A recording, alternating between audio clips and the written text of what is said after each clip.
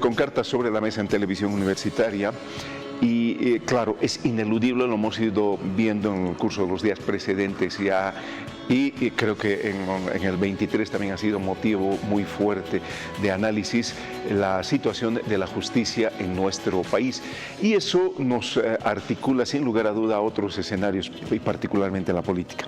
Para ver esta mirada hemos invitado al docente universitario, abogado de profesión, economista también, Víctor Hugo Chávez, docente de la Facultad de Derecho. Así es que muchísimas gracias por la gentileza.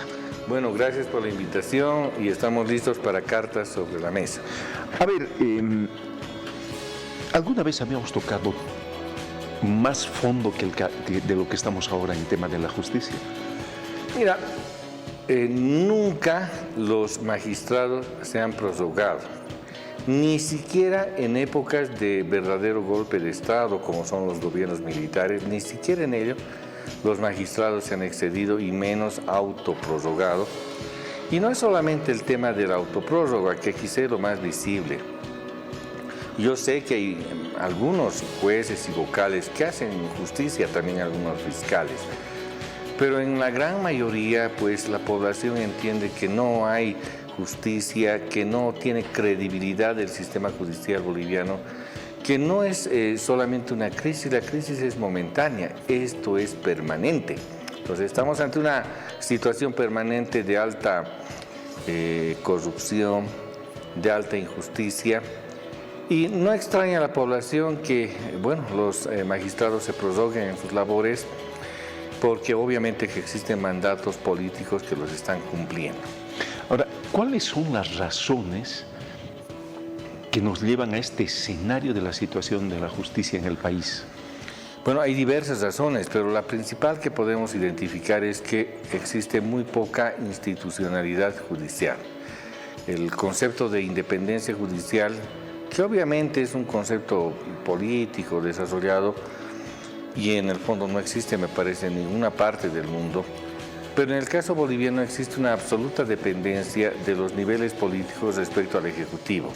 Lo que dice el ministro de Justicia es lo que resuelve luego el Tribunal Constitucional o el Tribunal Supremo. Anunció el ministro de Justicia, no se irán antes los del Tribunal Constitucional de resolver tales aspectos. Y dicho y hecho, se viene resolviendo tales aspectos como lo dijo el ministro de Justicia, Iván Lima.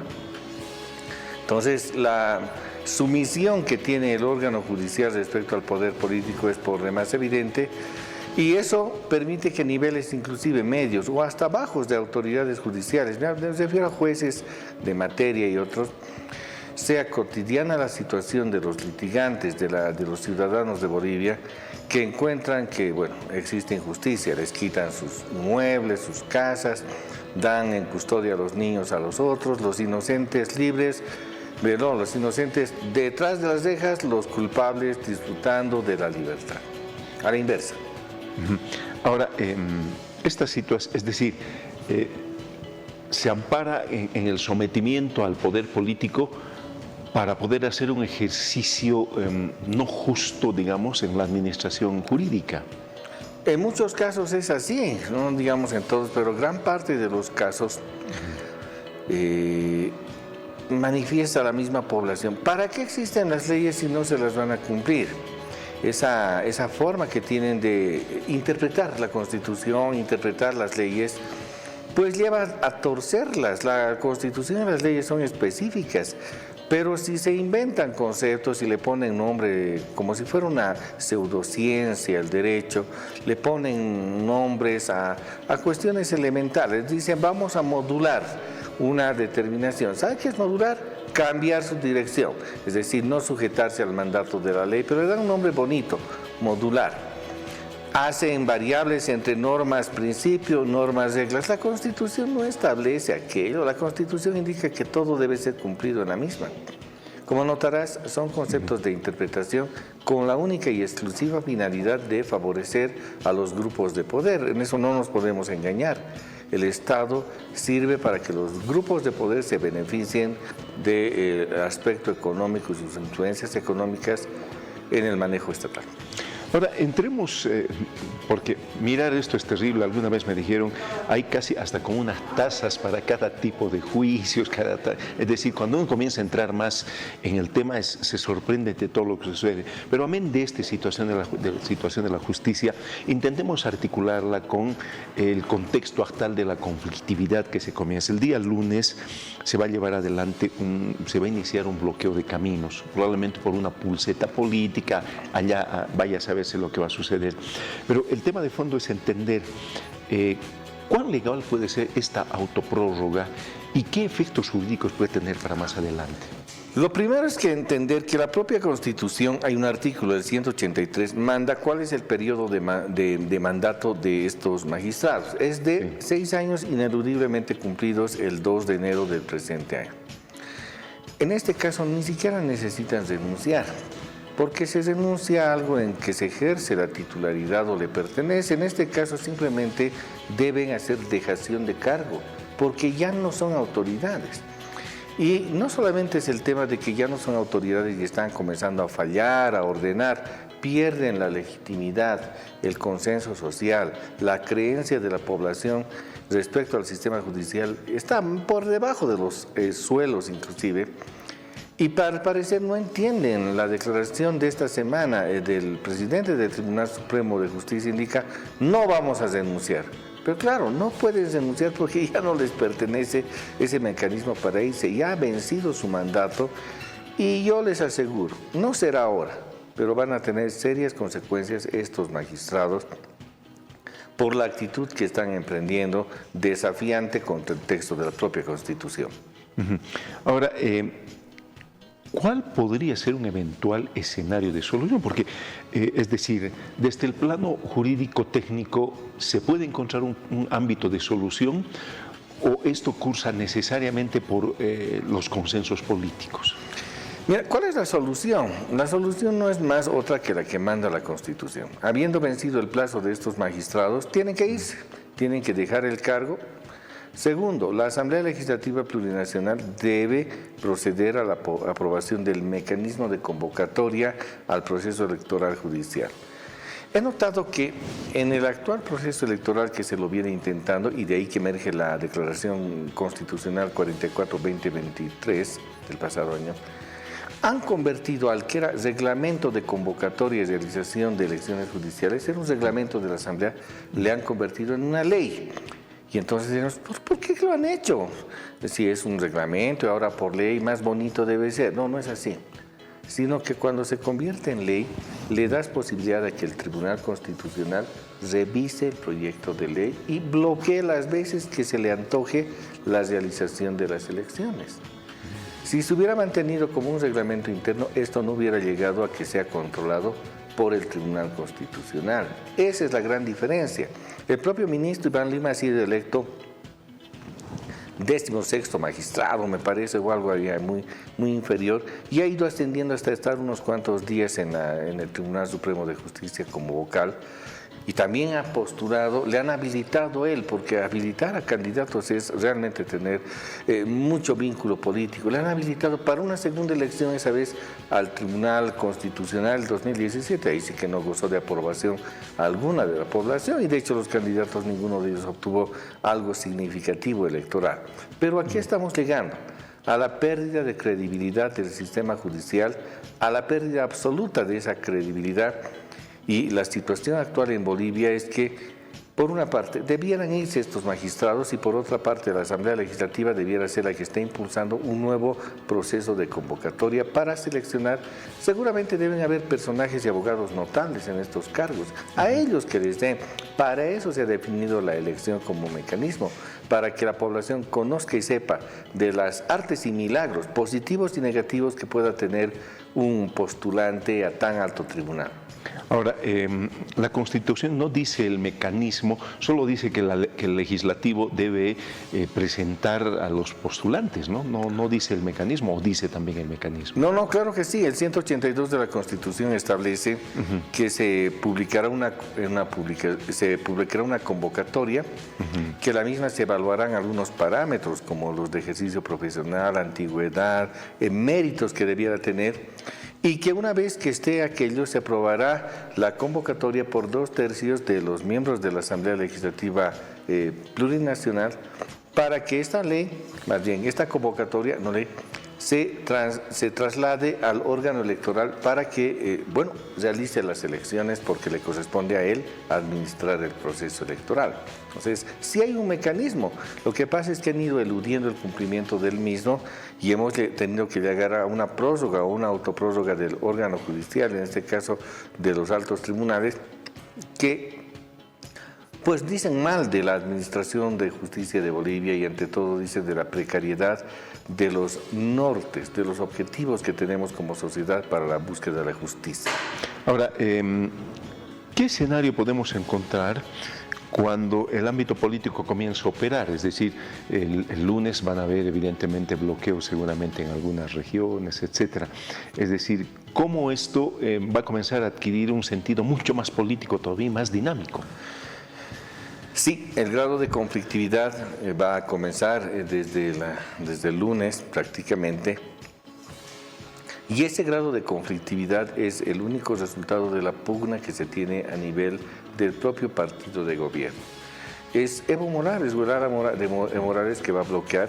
El ala de Arce ahora se han vuelto trabajadores y austeros. Dice, nos van a perjudicar con los bloqueos, dice el alto, por lo menos la alcaldesa, y sin recordar que ha sido de las ciudades más bloqueadoras, no la ciudad y la población, sino su dirigencia y en este caso su alcaldesa, en otros momentos que no lo era, pues convocaba y movilizaba cuando quería. Y hoy dice que es necesidad de que no se perjudique la actividad económica. Como notarás, uno y otro lado de los sectores del MAS están en posicionamiento de sus posturas y estimo que si las cosas siguen así pueden ser los únicos candidatos fuertes, el MAS de Arce contra el MAS de Evo. Quizá lleguemos a esa insólita situación, pero MAS, o sea, siempre van a estar los del MAS. Como se ve, la oposición está pintada, no tiene ni siquiera una estructura de oposición, son bastante reactivos. Si surge un problema, están respondiendo, pero no tienen capacidad de generar políticas públicas. Qué terrible. Se me quedaba una pregunta ahí vacía. Si evidentemente dejan el ejercicio, porque la Constitución lo dice así, el 2 de enero, sí, ellos ya no serían autoridades, sí, están ejerciendo, y si el legislativo tendría que hacer el proceso electoral, ¿qué solución hay? Porque el argumento es el vacío que le han llamado el vacío de poder. ¿Se tendría que dejar vacío este escenario o qué tendría que suceder? Voy a dar un dato que quizá no se ha difundido mucho, creo que nadie lo ha difundido. Entre el año fines del 2007 y el año 2010, mediados aproximadamente, no estaban en funcionamiento el Tribunal Constitucional ni el Tribunal Supremo de Justicia. Particularmente el Tribunal Constitucional fueron renunciando los magistrados. La última en renunciar fue doña Silvia Salame, que pensaba que siendo única ella podía emitir determinaciones de cumplimiento obligatorio. Pues no se le aceptó aquello y el órgano judicial a nivel jerárquico se paralizó. Pero Bolivia no ha dejado de existir por ello. Luego, al retorno de los magistrados electos, nuevamente se ha fluido la administración del aparato estatal. ¿A qué quiero llegar? Que no es evidente que con el presunto vacío de poder Bolivia no exista o se conflictúe mucho o que sea tan necesario el funcionamiento judicial. La experiencia de los años 2007 a 2010 nos lo demuestra que no es así. Entonces podríamos quedar en un vacío sin ningún problema, sí, y enfrentar más bien en el plazo más corto posible la elección. Ahora, es inevitable que para llegar a la elección tiene que haber un consenso político. Bueno, eso sí, porque el consenso político ha sido diseñado por la propia Constitución, por eso indica 2/3. Bueno, no se esperaba, imaginaba que en ese momento que el MAS iba a alcanzar 2/3, pero a partir de ello ya no hay 2/3 y van a tener que volver al gobierno pactado, al gobierno de coalición. Y en términos generales, tendrán que ser estos acuerdos los que le den solución a una convocatoria que se está dejando mucho esperar, particularmente por el bloqueo que ejerce el presidente de la Comisión de Constitución de Diputados, el señor Jáuregui. Entonces, él está bloqueando, Jáuregui, la realización de las elecciones judiciales. Por otra parte, el propio Tribunal Constitucional, a sabiendas que van a continuar en el mandato mientras no se convoque una elección, es el propio que bloquea. Y si fuera el caso así, entonces tendríamos un Tribunal Constitucional plurinacional infinito en el tiempo, porque jamás van a permitir ellos que se realicen elecciones judiciales que les renueven. ¿Podríamos entrar en una espiral de estas características? Porque hay gente en la calle, escuché en el minibús, en verdad, dicen, si ellos se prorrogan, existe la posibilidad de que el presidente, diputados, senadores, al final todos se vayan a prorrogando. Y de hecho ya hubo una prórroga. La Asamblea Legislativa Plurinacional, que tenía que irse en enero de 2020, claro, se ha prorrogado por ley.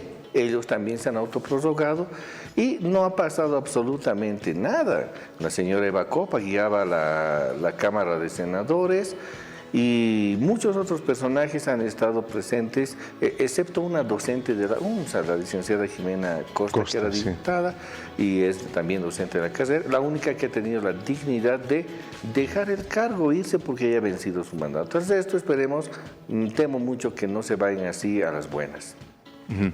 Ahora, es importante. Y ¿cómo ve Víctor Hugo Chávez el desempeño de la justicia en estos 15 años de Estado plurinacional? Quiero decirlo de manera directa, el desempeño de la justicia de Bolivia no es malo, es pésimo. En general, sí, lo que menos se ha alcanzado es credibilidad y lo que menos se ha alcanzado es lograr niveles de verdadera justicia. Repito que hay jueces y vocales y hasta fiscales que honran la profesión, pero la inmensa mayoría del mundo judicial está a la espera de cuánto le va a sacar al cliente, cuánto le va a quitar la casa a la otra parte. Los clientes van y dicen, quisiera que me atienda esta causa, si usted le quita la casa a mi hermano, se queda con una parte de ella. La gente piensa que eso es la justicia. Entonces, si no cambiamos un concepto radical de justicia, un concepto de administración del aparato judicial con gente proba, con gente sana, que no haya estado para comenzar como autoridad judicial, lo digo con mucho respeto a los postulantes judiciales, pero que no haya sido parte del gremio, pero que tampoco por el otro lado ingrese simplemente con el ánimo de, no sé, de conocer lo que ya debieran dominar, que es el procedimiento y esas cuestiones. Si tuviéramos gente preparada, como en Estados Unidos, sus magistrados entran a los 65 años después de que se han jugado una trayectoria y ya están cuidando un prestigio. No están yendo a aprender al Tribunal Supremo. Yo estimo que lo que se debe hacer es elevar el nivel de antigüedad para el ejercicio de los cargos judiciales y en su caso brindar garantías. Van a manejar recursos económicos. Tendrían que garantizar también con su patrimonio el ejercicio de los cargos judiciales. Si esa es la visión, los problemas de la justicia, por supuesto, no son solo del periodo que llamamos ahora Estado plurinacional. Claro. En realidad viene casi desde la fundación de la República. Pero este Estado plurinacional nos está mostrando que no puede constituir una institucionalidad en forma general. Peor aún ahora ya en el ámbito del órgano judicial. Pues es el gran problema, que durante las dos elecciones anteriores les resultaba al movimiento al socialismo muy fácil llegar a los 2/3 porque tenía que conversar únicamente con su propia bancada. Pero ahora tiene que estar forzado a efectuar un gobierno de coalición, o por lo menos pactar para que algunas cuestiones tengan que desarrollarse. Y yo entiendo que van a reclamar las otras fuerzas políticas, hasta con un sentido de legitimidad, tener participación en estos niveles. Mire, yo creo que se debe hacer lo que se ha hecho en 1991. Independientemente y siguiendo el procedimiento, se debiera llamar a personajes notables para que ocupen esos cargos. Notables de verdad, no autonombrados notables, no notables amigos del ministro, sino verdaderos notables que puedan ser convocados y que logren el funcionamiento de estos altos tribunales. Pese a que esto puede ser motivo de Es decir, ampararse en la Constitución. ¿La Constitución tiene esa posibilidad? Cumpliendo la Constitución. Cumpliendo la Constitución vale decir que a estos personajes se los evalúe y de ellos se logre la preselección y remisión al órgano electoral. Se puede cumplir la Constitución teniendo personas profesionales de alta calidad, pero para ello obviamente falta la decisión política. Entre otras cosas, la Constitución es decisión política. Estructural, pero decisión política al final. Nos está gritando en su tapa, dice Constitución política del Estado, no indica Constitución jurídica del Estado. Por tanto, ¿cuál sería el límite, el techo que puede aguantar la población? Mire, se lograría gran cambio si es que en la siguiente elección no manden personas desconocidas, sino personas que conocen de la tramitación y profesionales que saben de cada una de estas entidades. Si nos dan a elegir entre 3 personajes del derecho constitucional o del derecho civil, la población va a votar por alguno de ellos y va a ser más o menos igual que haya votado por el otro. Pero para eso tiene que tenerse una verdadera precalificación y preselección en la que no influyan mucho estos aspectos de grado de compañerismo, militancia, que siempre degeneran las calificaciones y nos dan por resultado lo que actualmente. ¿Quién es el presidente del Tribunal Constitucional? No sabemos. En nuestras épocas se decía, ¿quién es el presidente del Tribunal Constitucional? A coro, don Pablo Dermisaki Peredo, escritor de obras de constitucional, eximio constitucionalista y connotado profesional, y todos sabíamos que él estaba al mando del Tribunal Constitucional. Qué terrible. ¿Cómo va el futuro? El futuro va a ir por donde va a ir el país también. Yo temo mucho que se van a aferrar a los cargos hasta el último momento quienes están usurpando por efecto de la prórroga. Eso es lo que pienso. Qué terrible. Víctor Hugo, muchísimas gracias por la amabilidad. A Cartas sobre la Mesa y a ti, gracias por la invitación. Muchísimas gracias. El doctor Víctor Hugo Chávez, docente de nuestra universidad, abogado y economista de profesión, dando una mirada a lo que está la justicia en nuestro país, a cómo está la justicia en nuestro país y en este momento, además, que se cumplen 15 años del Estado plurinacional.